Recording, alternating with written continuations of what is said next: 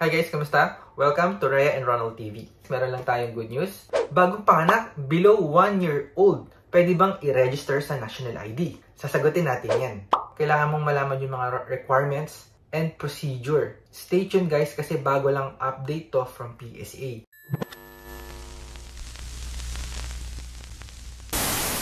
Kung bago ka lang dito, I have a lot of online tutorial makakatulong sa'yo kung kailangan mo ng National ID, TIN ID, GCash. Anyway, simulan na natin. Base nga sa PSA, meron silang bagong update. Ang mga batang 1 year old pababa, ibig sabihin bagong panganak, 1 month, 2 month, 3 months, and so on, pwede nang mag-register ng National ID nila. Pero, dapat yung magulang nakapag-register na din ng National ID.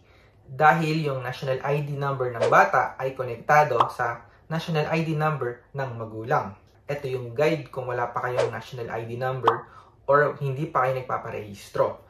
Pupunta kayo sa mga registration center ng PhilSys or PSA at isasubmit nyo yung mga valid ID nyo para makakuha ng valid ID.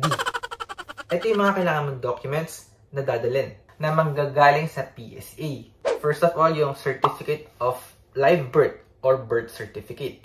Andito rin yung Report of Birth Issued, Certificate of Funding, or Certificate of Live Birth or Processing with no known parents issued by the PSA. And then Municipal Form 102 issued by the local registry office or sa DFA. And any document na nandun yung full name ng bata at full name ng parents. And sa parents naman, magdala din ng valid ID. Grabe, ang daming requirement. I think, hintayin nyo na lang lumaki yung bata. So pagdating nyo nga dun, ang kukunin lang naman sa bata is yung demographic information niya, yung pangalan, address, age, blood type, and so on. And then picture. Kasi nga ang bata mabilis lumaki. So after 5 years, kailangan ulit i-update yung National ID. Pipicturean siya ulit. At doon na kukunin yung fingerprint and iris scan. Kasi kung hindi ka familiar sa National ID, kailangan mong fill upan yung form, fingerprint, selfie, at iris scan. So, hindi pa pwedeng gawin sa bata yung mga ibang part na yun kasi nga masyado pang bata. Anyways, sana nakatulong tong updates na to sa mga parents na merong bagong panganak ni baby